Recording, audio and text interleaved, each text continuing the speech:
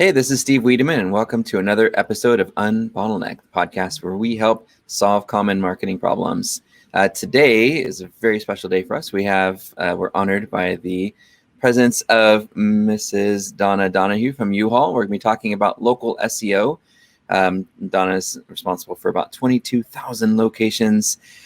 She is the queen of the world. No, that's what her opening bio was originally, but we'll change that. Is the SEO strategist for U-Haul. She started her love for SEO with MozCon back in 2016. She's been with U-Haul for about the greater part of 4 years out in Arizona and loves all things local search, organic search, and I happen to know she also loves glamping. So Donna, thanks for being on our show today. Anything I missed in our intro? Tell us about yourself. I don't exactly like glamping. I will go if I am forced, as long as there's a bathroom and a shower and no tents involved. Yeah. That last trip that we got to hang out on was pretty fun. You have to admit. That was a lot of fun. Learned a lot of great things. Social distancing glamping. That's what all SEO is. Social distance glamp. So you've been with U-Haul for about 4 years now, and right. I'm sure you've seen the ups and downs. And did they have a former SEO that you had to come in to replace? Well, actually, at the time that I was given the position of SEO, I was a team of 2. And so we had another SEO person that realized that the position was really too big for one person, right, because nothing was kind of getting done and we weren't really seeing the needle move. And so they actually had a listing out on Indeed for an SEO specialist. And I saw it on Indeed, and I went into my boss at the time and I was like, I thought you liked me.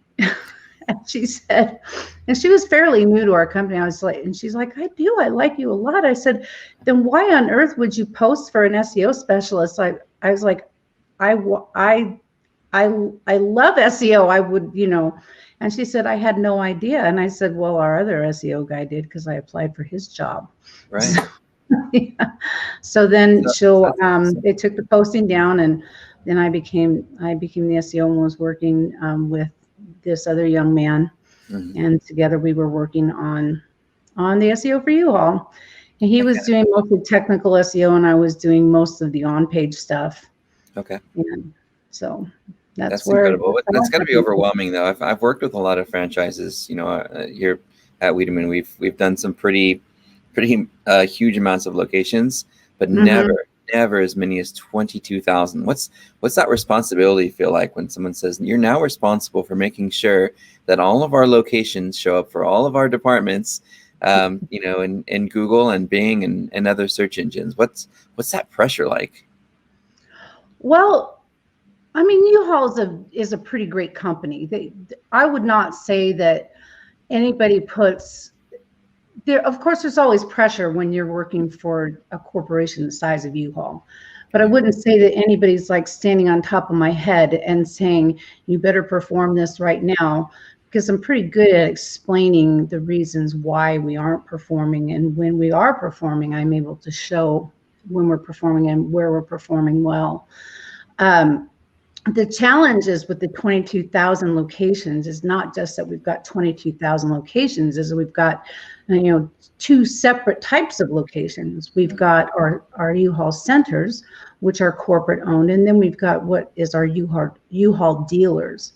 Right. And so we've got like 2,600 centers, and then the rest of them are all like, for lack of a better word, franchises, but they're dealers. Could be like your mom and pop gas station who decides they're going to have some extra, foot traffic, and that foot traffic, gives them a little extra income. It's really a great opportunity if you, because U-Haul provides all of the marketing for them, and it's a good opportunity if somebody's looking to make some extra income during lean times, is to rent out U-Haul trucks and trailers and moving supplies.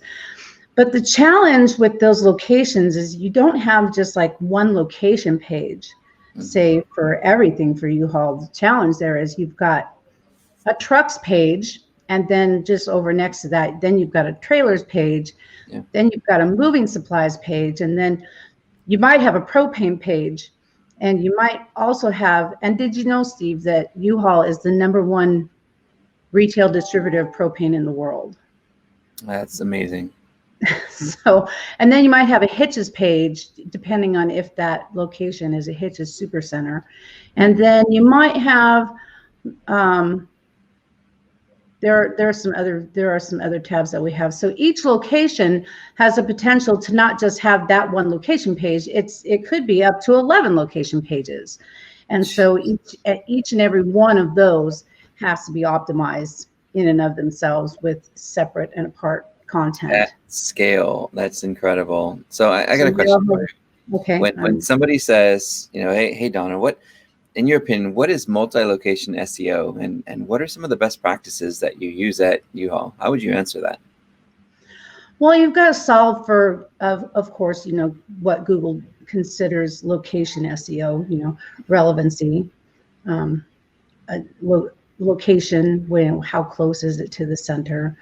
Can't control proximity, right? Yeah, you can't, right.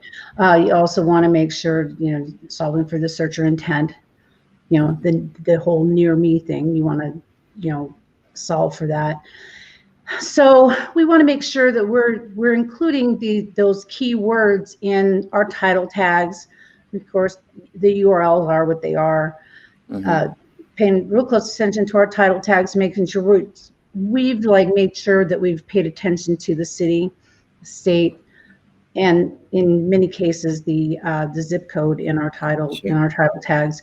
And then to go further down, we've really started to refine our H1s to make sure that we're really getting that near me or that near you type of a search, so that people can like when they're on their mobile device, it's really honing in on that. So that's a lot of tactical SEO, for sure. When I think about when somebody comes to me and they're like, hey, Wiideman, what is this multi-location or franchise SEO thing you keep talking about? And I say, well, the idea here is if you've got hundreds or thousands of locations, if you're a U-Haul or whatever, it would be to make sure that our locations appear in the map section at the top of mobile and desktop search results, and that's our city pages that have multiple locations in them appear below the maps, so that we get as much real estate as we can in local search, and maybe even doing some paid search. Depending on the industry, we might be able to do local service ads, those neat little cards that carousel across the top of the search result, our paid ads, that we could use some local targeting, have location extensions on them, and the map ads themselves. So there's 4 different listings in a desktop map pack, sometimes 6 in a mobile from what I've seen recently. So you've got your service ads, your paid ads, your map ads, and then you've got your map listings, and then you've got your organic listings. And the idea of local SEO, in my opinion, is to maximize how much of that real estate that you can get across the paid and organic channels. When I think about, what is it and what do we do from a best practice standpoint, it's going to vary by, the different discipline. Speaking of which, one of those disciplines is, we just mentioned maps. I'm curious, as you think about the GMB and the Google My Business listings, what are, in kind of your experience, how does U-Haul handle Google Maps, for each of those departments and categories? You mentioned a few of them. Do you have separate listings for each, or how do you in general, handle appearing as prominently as possible for non-branded searches, on map pack listings? Well, this has been a bit of a challenge for U-Haul, because our main business model is, of course, our trucks, but we also do a very large business with trailers and storage, for example. So one of the challenges in that is what do we list as our category, right? So if you take, for example,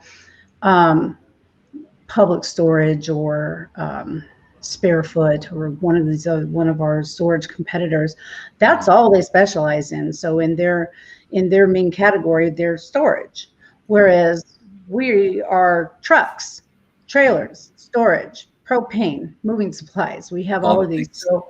So these are things that this is something that we debate that we talk about and ruminate on and try to have to really work on is like, what is our main business model? What are we trying to accomplish?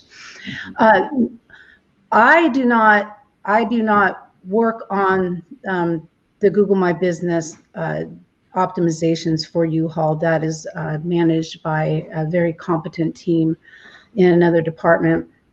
But I work really closely with them to make sure that the local pages that I am responsible for optimizing, that our citations are matched up, so that they're not listing a different address than what is on the Google My Business listing. And so I make sure that I stay in touch with them and say, hey, these are the keywords that are ranking that we're optimizing our content for, and so let's make sure that we're like saying the same things on the descriptions on your cards. And so we do work together very closely. So it's a challenge. I imagine it's a lot of work when you have that many locations to deal with. You mentioned your centers, then you also have the the franchisees, and working in franchise, I can tell you its challenges just barely begin when we start talking about the rogue franchises that want to do their own thing, or will claim a listing that you're doing bulk uploads to, and you guys must be using one or more like platforms to manage all that data accuracy and sync it through your own CRM, Salesforce, or whatever. That's got to be a lot of work for that other team. I can't even imagine. Maybe we can interview them at some point too, and just kind of talk to GMB. So when you've got just a couple hundred locations, the focus is it's pretty simple. It's the data accuracy and making sure that the business information is correct. The local landing page component of it, which you get to work on, the citation or business listing growth, and in industries, so if you're in dining, you want to be in all those food directories and so forth. And then of course the review reputation side of things. So making sure that we're always trying to get good high quality ratings and reviews across different places, maybe even doing some first party reviews that you could use on those local landing pages. So those four areas to me have been something that is easy to manage when you've got a few hundred locations, but when you get into the thousands and you've got some people who own multiple franchises and there isn't somebody on site who can be involved in a little bit of the legwork that needs to happen for map rankings, scaling that seems to be like the biggest challenge in the world. I can imagine what that team has to deal with every day. Do you get to hear any of it? Or I hear some of it. Sometimes when we're really struggling to come into the map, or when we have some of our people will reach out to us and say, well, we're really can't seem to get into the map. They'll reach out to want my team or their team, and then we'll kind of get together and strategize. And of course I can't give away any real insights as to what we do to try to come together and make that happen. So we'll save that for the next mapping trip. I love my job, so I don't want to do anything to say anything to cause me to lose it. Of course. But we do work together to try to. It's a constant struggle, and I think you might know this better than I do. But Google just recently did an update with the featured snippets that they're not liking, especially big. I think this hurt big enterprise more than anybody else, that they're not liking any of us to have first page dominance. So if we're going to show one of our pages organically, I might have just right in here in my neighborhood, I've got 4 centers within 5 miles of me, and I don't even know how many dealerships. So which location is Google going to decide that it's going to put in the first place position? And if I get a snippet, is it going to go ahead and put all the rest of them on the second page? Right. So this is thing. So do I actually now want to optimize to get that featured snippet because Google is now going to penalize me and put all the rest of my locations on the second page? Right. Yeah, that's a tough one. Yeah. I can't imagine.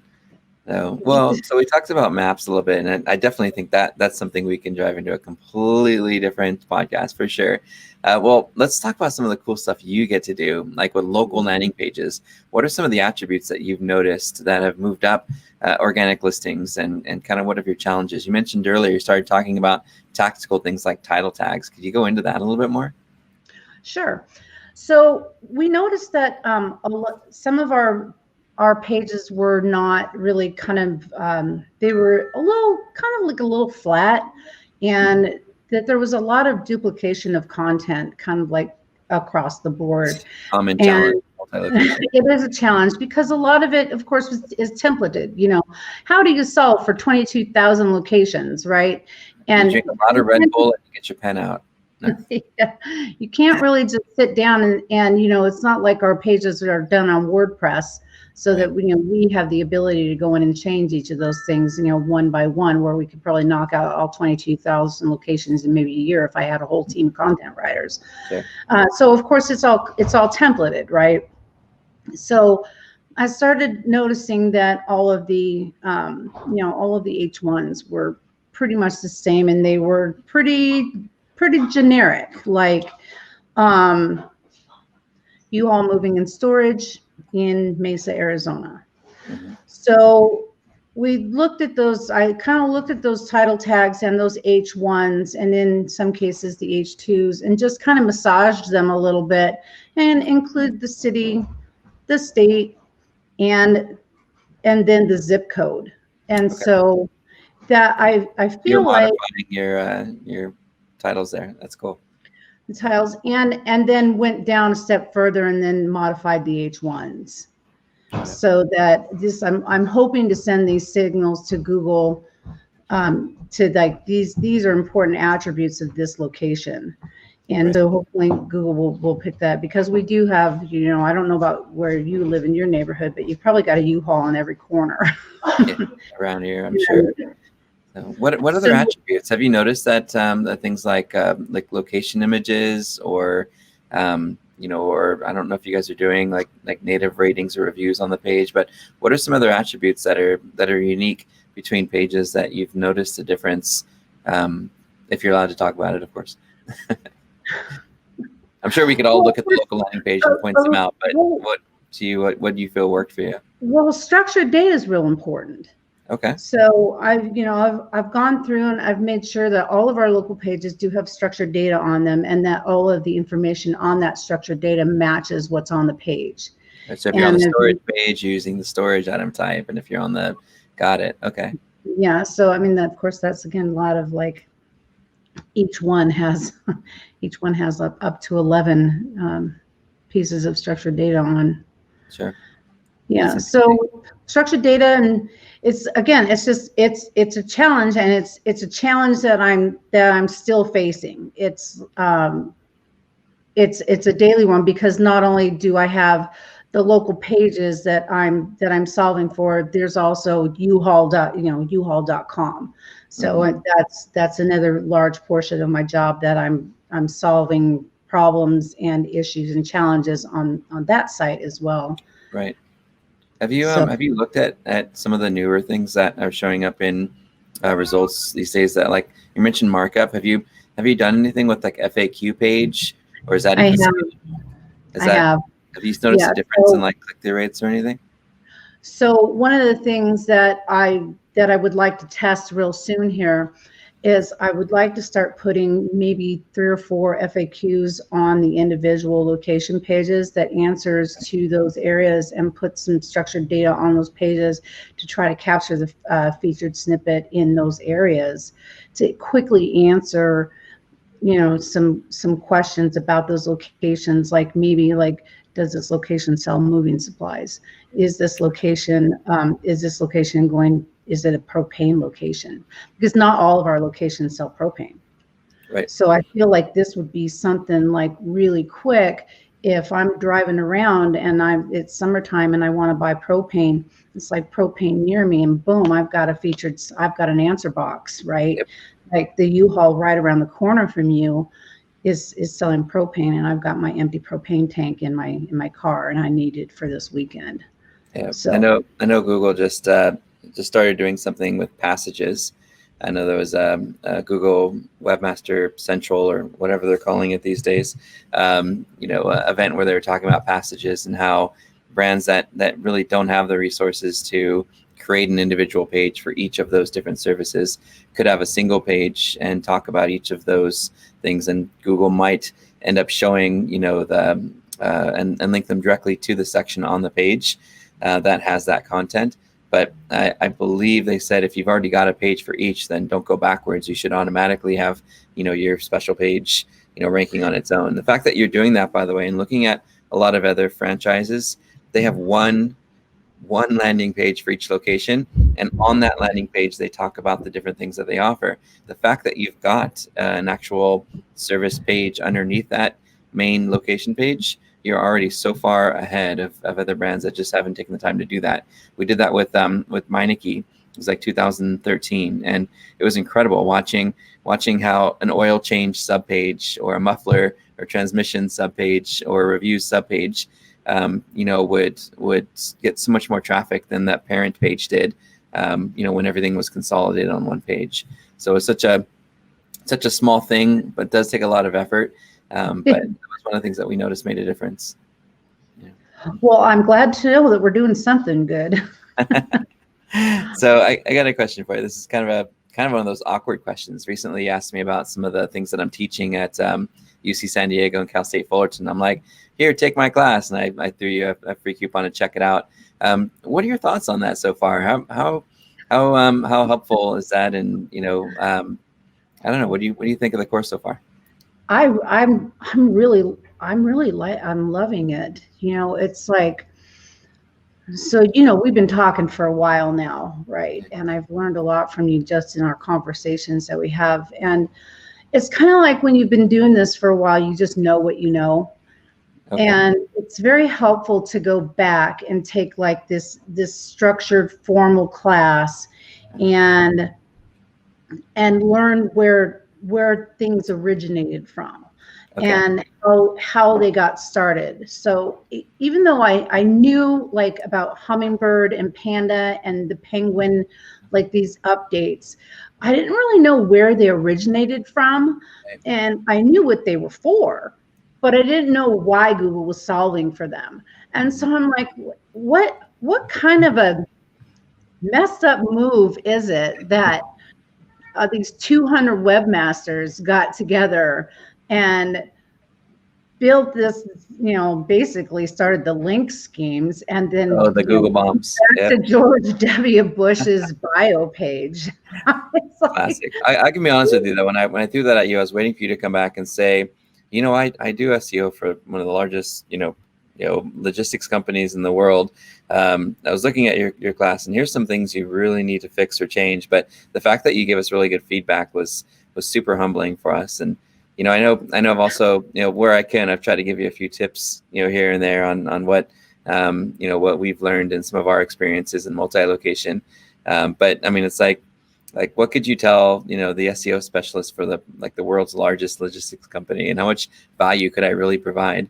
But still, I don't think that's like fair. Yeah, no, because I just think that like anytime I've reached out to you and you've helped me solve a problem, so I feel the exact opposite way that you do. It's like, okay. Because I mean, sometimes I feel like I'm not worthy. I get like, seriously, when we were in that camping trip, I'm sitting around with like you and Frank and Jim and Arson. I mean, I'm around like world-class heavy hitter SEOs, and I'm feeling, and Ben Fisher, and I'm feeling like I'm not worthy. It's like I have this like severe imposter syndrome. And Ben is like that night going, don't, just like, we all have imposter syndrome. Yeah. And I'm like, yeah, I know, but still, it's like, it's a real thing. Yeah. It's great learning from some of these other guys too. It's one of the reasons we do it. We share ideas and learnings and case studies, and it helps us get better and grow together.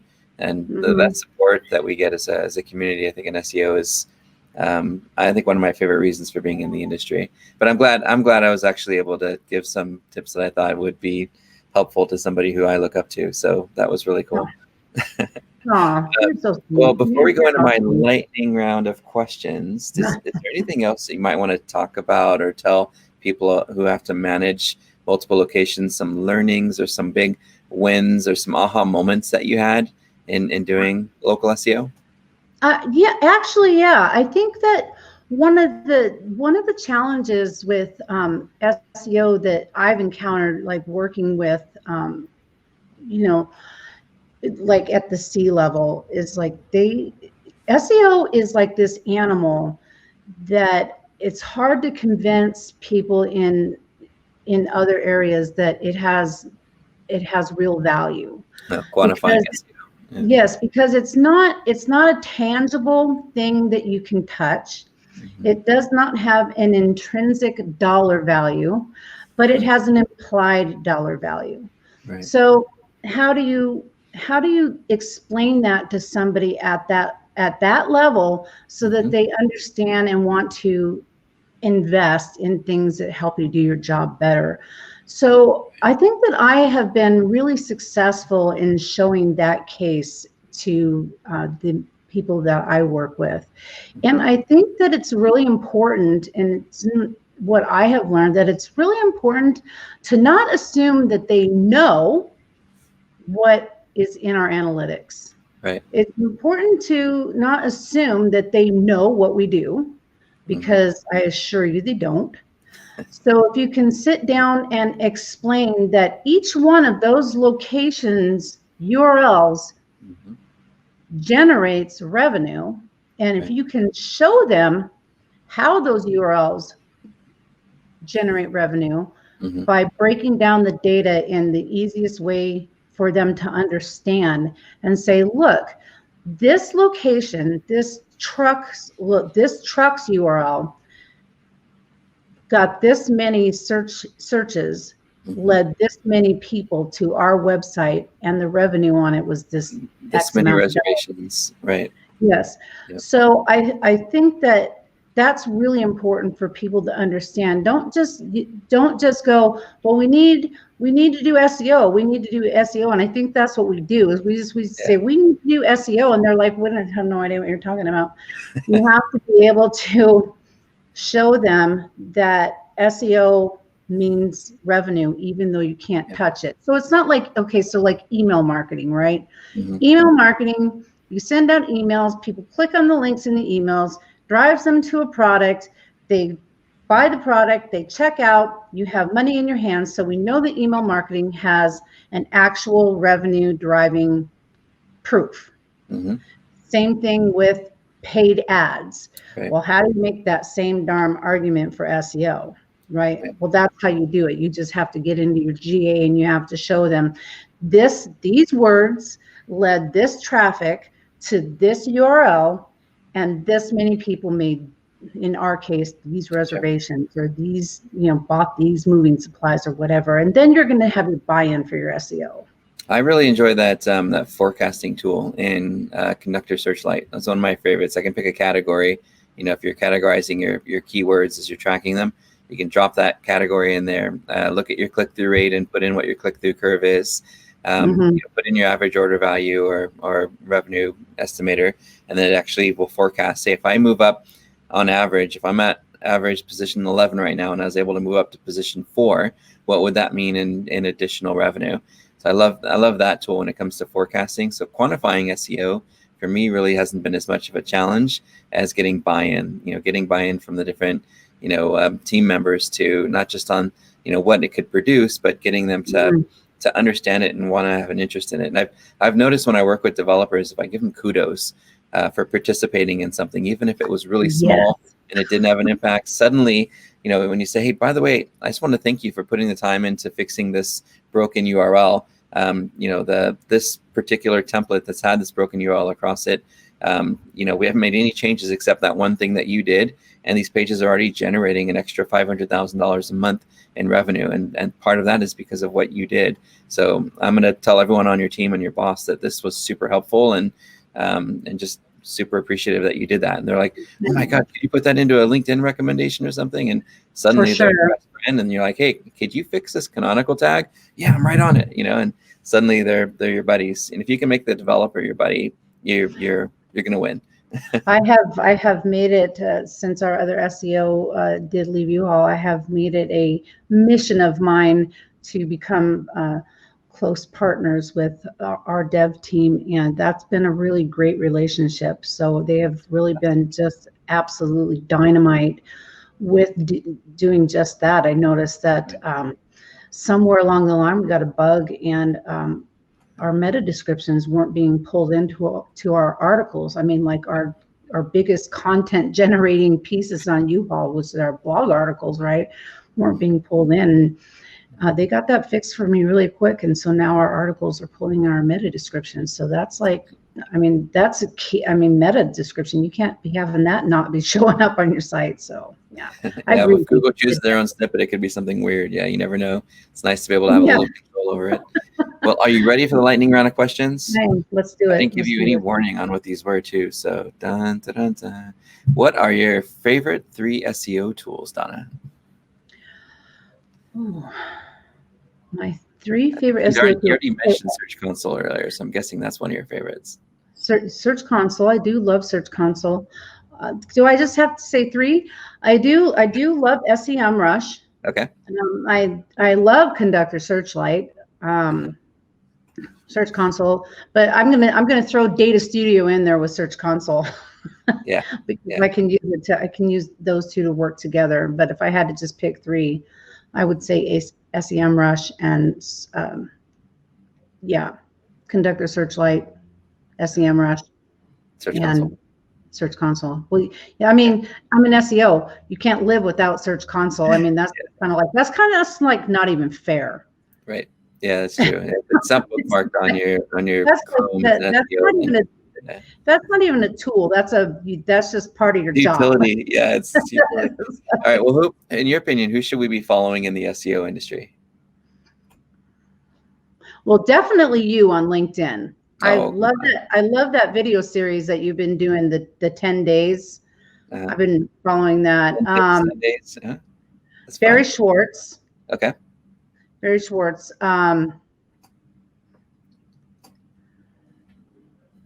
Gosh, I think I just I follow Andrew Shotland. Okay. Up in Local I love to read their blogs. Yep. All right. And what about that guy from Steady Demand? He's pretty interesting too.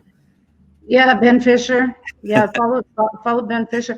He's really, you know what though, he doesn't post much on LinkedIn, and so I read a lot of stuff. The people I follow are mostly on LinkedIn. We're just gonna have to get Ben more often for clipping trips. I think that's the way we're gonna follow him that way. Yeah, so he's super active on the Google forums because he's a platinum Google My Business product expert. So he's super active out there, and then super active in the Facebook groups. Yeah. So, and I'm not really active out on the Facebook groups. That's a pretty good starter list though, for sure. Yeah, maybe we need to nudge him a little bit more. And then Dan Goodwin. Okay. What about your favorite Facebook and LinkedIn groups? And this one, I know one that we're in isn't even on, well, I guess it sort of is, but it's got its own thing, the Digital Marketer Organization, or DMO. It's one of absolutely my favorite. For sure. For sure, that's a great organization. It's like what, $4.99 a month? I mean, that's so great, and they've got that Advanced Search Summit coming up that I'm looking forward to if it doesn't get canceled. I'm already tickets ready to go for that one. They sell out, so I always try to get in like a year early. But I bought my ticket the week after they posted it. Yeah, is there a franchise or multi-location LinkedIn group or Facebook group that you're in? There is. I will open up my page and I will. There's a couple of them. There's Google My There's a Google My Business for. Actually, I don't think that there's a multi-franchise one. I've never been able to find one, so I stick to the other ones. Maybe we should start one. That's not a bad idea. But no, then I'd have to get out onto Facebook and Yeah, and then we'll get distracted. I got you. All right, one SEO myth that you still see that drives you crazy. Oh my gosh. One SEO myth that drives me crazy. Let me think about that one. Oh, that schema doesn't help you rank. Ah, okay. Yeah, because Because it does the affect your click-through rates if you look good in the search results, and people see you standing out more, they'll click on you a little bit more, and over time, Google may infer that you're a better result as long as they're staying on your page. I agree. So 100%. David, does it directly help you rank? Google has come out and said no, that it doesn't, but I think that those of us who pay attention to the data know that it does. Causation. Yeah, causation, not causation, correlation, not causation, or vice versa, however you want to say it, right? A great one. Well, in your opinion, what's the fastest way to rank a new page in organic? So your boss comes up to you and says, hey, we need to rank for this keyword, and can you create a page and try to get us to rank? What's your fastest way to get a page to rank in search results? That's a tough question, because you know that SEO is a marathon, not a sprint. But you work for one of the largest logistics companies. So actually, my trick would be, in this, well, technique strategy would be, when we get the page up, make sure that we link to it from the homepage, so that you're passing all the page rank from the homepage to that page, and you could probably rank for whatever you want. They say the Wall Street Journal can rank for anything within 15 minutes, any keyword. Really? Yeah, and who did one recently? BuzzFeed did something a couple years ago where they just ranked the word pickle, and their image showed up in image search at the top, like in nothing. And that, I think it was just like an SEO test, just to see how powerful their site really was to be able to rank for whatever, single word keyword they could. Well, I would definitely try to make sure that I would see what relevant pages internally that we could naturally link it to, other than the home page. Sure. Because I've been really trying to strategize some of our content to see where the natural pillars are, because some of our content is it's just kind of out there by itself, and so we're trying to clean it up and align it a little bit better. So I guess that's what I would do, even though I laughed. Just, you have to make sure that it makes sense. And then I would probably put some strong CTAs in the internal links towards the top, with some strong anchor text on the top of the content. Super cool idea. What about in maps? What's the fastest way that you would rank a new listing? You got a new location and they just opened up. It's a center, and you got to get that center to rank as quickly as you can. What do you do? Well, I would make sure that the website link goes to the proper page that you need it to link to. Okay. Make sure that the description has some really great search terms in it, so that it's aligning with what's on that homepage, the content there.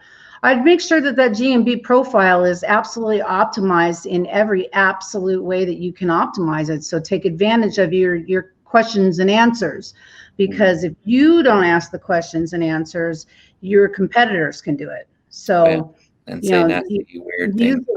Use that opportunity to ask your own questions and your answers, because really, honestly, nobody knows that you're the one doing it. They don't know that it's the marketer. So that's your best opportunity.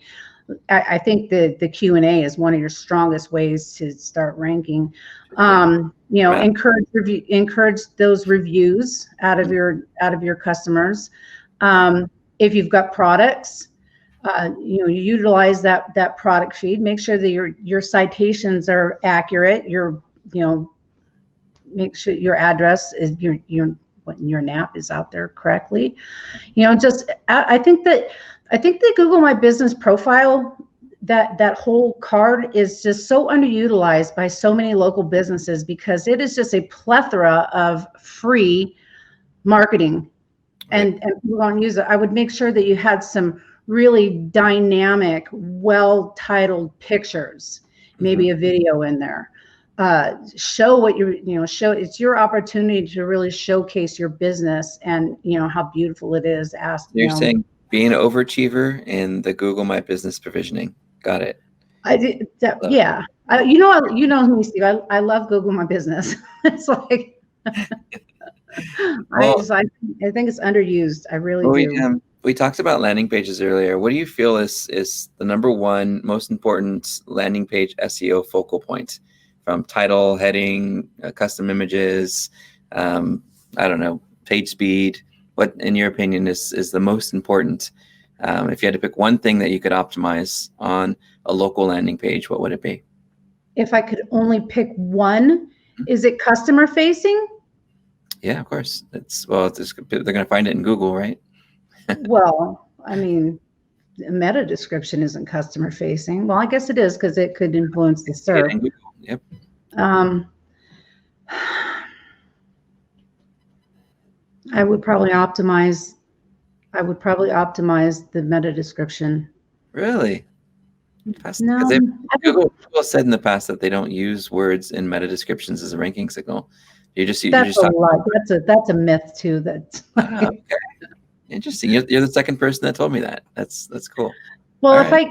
I could only pick one, I mean, because this is another place that SEOs really like miss the mark, is Right. they don't treat their meta description as a free ad. Mm.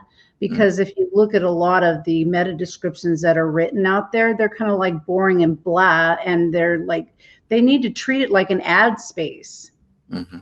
and they're As long not doing that. as it represents the content that's on the page. I've seen a lot of really good descriptions that just got ignored, where Google still pulled a snippet from the page because they didn't find the description descriptive enough for what's on the page itself.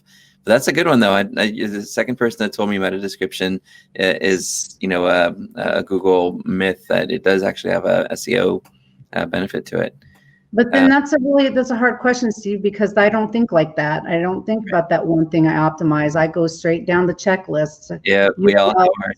URL, title, meta, H1, 2, 3, 4, 5, and I can then say for me, it's the HTML title. That's my thing. If I get the title optimized, then I can get the click-through rate that I want to try to get the rankings. Hey, in your this is lightning round again. In your experience, what is the best link building technique? Dun, dun, dun. You're a big brand. You don't pick up the phone and you're like, will you link to me? You obviously don't do ad or link schemes. So what do you do? That's the problem with U-Haul is we don't focus on link building because we're so big that people just naturally link to us. Your boss says we need to get some links. You say, here's the quickest, best way that we could get some links quick, good links. What would you do? What would I do? I would hire Wiideman Consulting. Oh, come on. Seriously.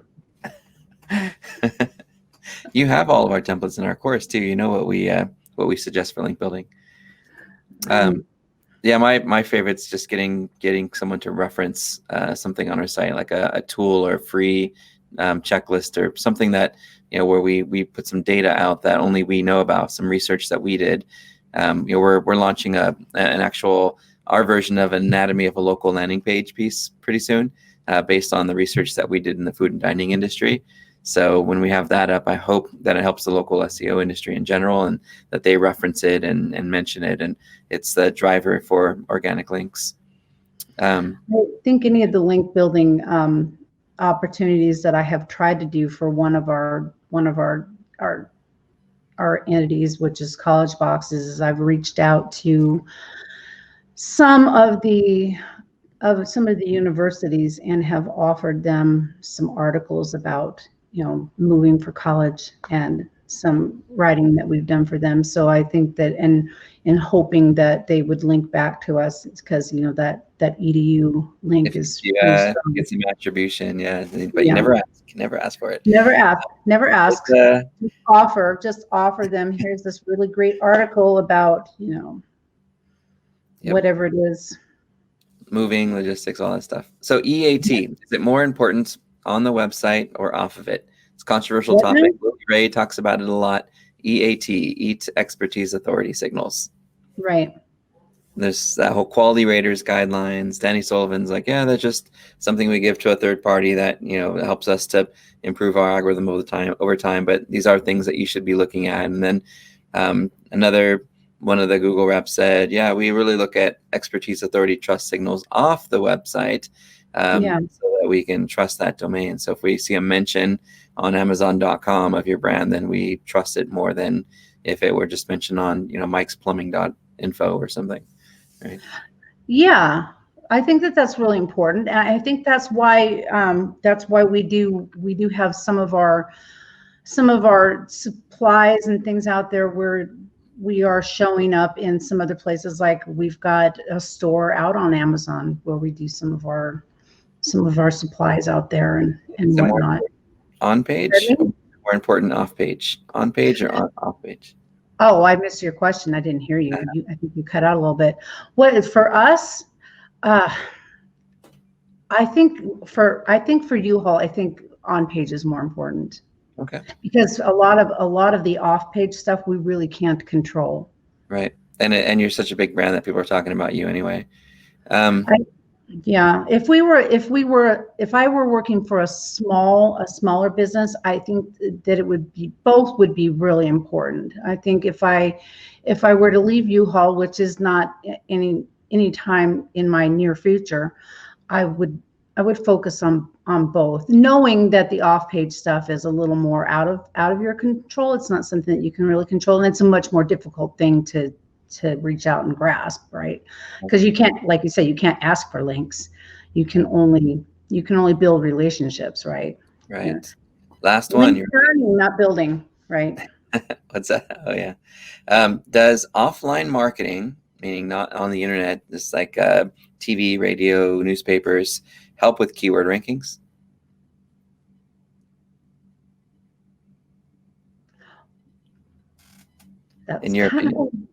That's kind of a weird question. They do a lot with entities. I suppose if you're watching a commercial or you're watching TV and things are mentioned, for example, like we've got a moving help commercial out there, or a U-Box commercial that's floating around out there, and somebody sees it. If they're sitting at a restaurant and they see that, somebody might go out there and start searching for it because they saw it. So I would imagine that would have some correlation, and it would help keyword rankings.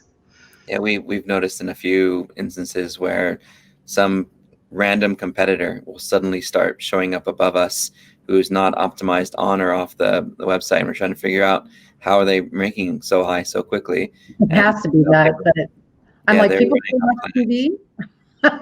So it was the one story I like to tell a lot, and even a few of the podcasts that people listened before, they know that we heard Robin Leach do a commercial for a competitor of one of our clients, and we looked at the Google Keyword Planner and we noticed this huge spike in branded search interest for that competitor.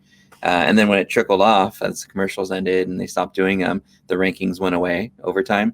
But while people were searching for the name because they saw the commercials, their keyword rankings went up because they're modifying the query with the name of the company and sometimes different keywords and derivatives of services or products that they were looking for with that competitor. So there was a little bit of that entity plus keyword correlation that was happening to move that competitor up because people were searching for them specifically by name. So it's kind of an interesting thing, but yeah, our belief is that plays a pretty important impact, and clients that do exclusively SEO as their marketing channel and don't look at other mediums on or offline, don't perform as well as those that diversify where they're advertising both online and offline. So I think and some people will say it's traffic, right? Traffic's a ranking signal. I don't think it's traffic. I think it's the fact that people are searching for your brand a little bit more because the direct traffic is higher because people are looking for you by name, and that's a signal that, hey, you're a trustworthy source if thousands of people are searching and going to your website by your brand name. So that's interesting. I guess, to be honest, I never even thought about it. Now never had to. You work for U-Haul. Right. I mean, I haven't had to think about it. It's like this is my job. Like, and we don't do a lot of traditional marketing at U-Haul. We do digital marketing, and then we've got the two brands that do some TV commercials, and so.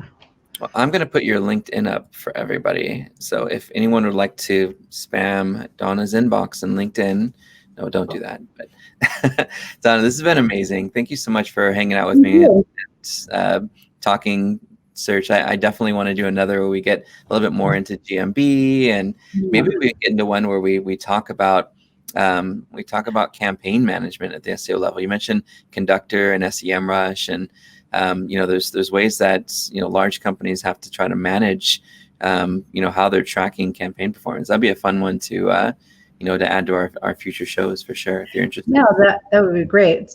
I have to say, it did throw me some curveballs that I wasn't expecting. It's like that's what I do. I'm the curveball guy, right? That's why it's the Unbottleneck show, where we're solving problems that you're not expecting to get questions for. So, yeah, but it's great because now it's like, oh, I had not thought about that in a while, so now I need to go back and think about that because I forgot about that. Yep, and everyone who's listening, if you haven't thought about it, go back and do it, and ask Donna for help. You got her LinkedIn. Well, Donna, thank you again for being on our show. We'll wrap this up, and I definitely look forward to talking with you offline. Okay, thanks. All right, bye, everyone. Talk to you soon. Bye.